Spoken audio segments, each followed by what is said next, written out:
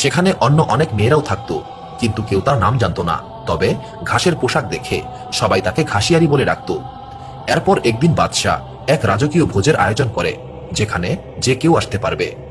এই কথা শুনে বাকি মেয়েরা সঙ্গে সঙ্গে সেই ভোজনে যাওয়ার প্রস্তুতি নিতে শুরু করে, কিন্তু ঘাসিয়ারি বলে সে যাবে না, কারণ তার শরীরটা ভালো না। সবাই তাকে বিশ্রাম নিতে বলে এবং ভোজনে চলে যায়।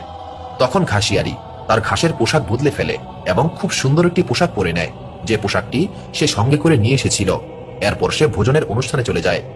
তাকে এতটাই সুন্দর লাগছিল যে সবাই তার দিকে এক দৃষ্টিতে তাকিয়েছিল এবং সবাই অবাক হয়ে ভাবছিল, এত সুন্দর মেয়েটিকে। সেখানে বাদশার ছেলেও ছিল।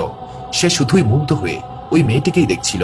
আর অনুষ্ঠানের পুরোটা সময় শেহজাদা সেই মেয়েটির সঙ্গেই গল্প করে কাটিয়ে দেয়। শেহজাদা অন্য কারো দিকে ফিরেও তাকায়নি।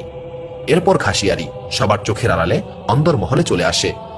সবাই যখন ফিরে আসলো, তখন ঘাসিয়ারিকে বলল, তোমার ভোজনে যাওয়া উচিত ছিল। বাদশার পুত্র পুরোটা সময় এক অতি সুন্দরী মেয়ের সঙ্গেই কাটিয়ে দিয়েছে, কারো দিকে ফিরেও তাকায়নি। ঘাসিয়ারি উদাস হয়ে বলে, হ্যাঁ, আমার হয়তো সেখানে যাওয়া উচিত ছিল,